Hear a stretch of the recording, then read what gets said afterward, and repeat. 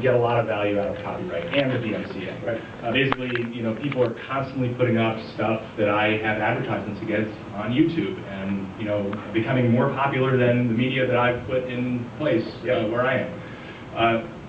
So it feels like at different scales this conversation takes on a very different tone. It's one thing when Disney is talking about it and you say that there's a fundamental right of democracy to alter and comment on things.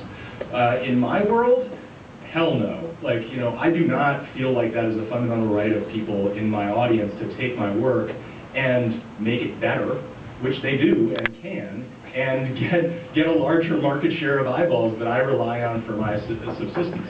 So I take the opposite view, because everything on Boing Boing is Creative Commons license for non-commercial use, where if you want to take it and remix it or turn it into a book and give it away to your friends, as long as you're not selling ads against it, you're absolutely welcome to do so. Because I would argue that... Yeah, but you guys aren't trying, the bulk of your content is commentary on something else to begin with. I'm like, a lot of the stuff that I'm creating is the first order, it's the first generation of this kind of content. And we do a mix of both, but that said, obscurity, I think, is the biggest enemy of a creator more than a pirate.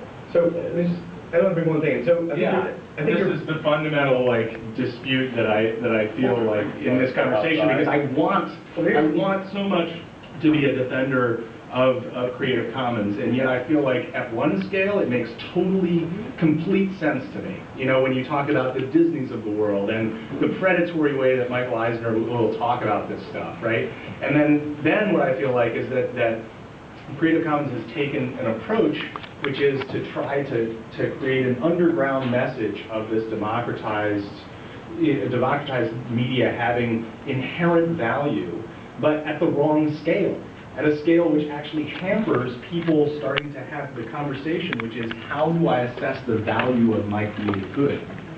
And this is a big problem for someone like me and the audience that I have, which are creating for the first time, and the first message they get is, you shouldn't make money off of this. You shouldn't try to bottleneck this stuff in any way. You shouldn't get pissed off if your stuff gets taken and put on YouTube.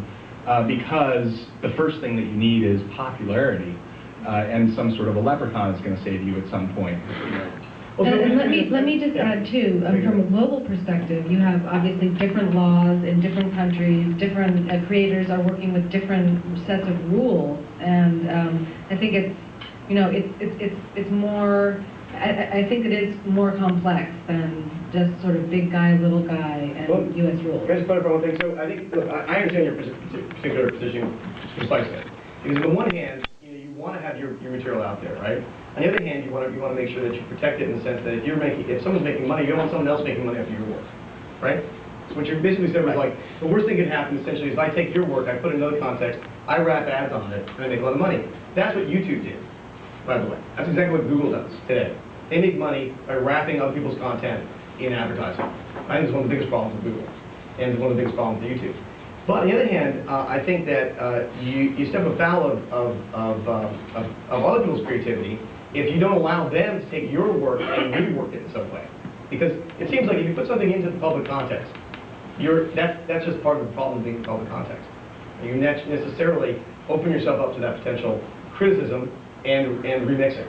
But I think that the remixing is just, in our culture today, remixing is a way that we more commonly critique, well not more commonly, but one of the ways in which we critique, content. But it is a negative pressure against releasing certain things in large contexts, right? I mean, at least in conversations on a social level, there are some social norms that prohibit us from ripping each other off. Right. I mean, if I started telling the joke that you just told the other day to all of our shared friends, they'd be like, "Oh, you're lame," But in this world, the guy that you had earlier in the video clip, right after mine, is a guy named Phil DeFranco, who basically replicated every single part of the show and added beer and booze to the formula, and kind of pushed forward. I don't have any sense of satisfaction from that.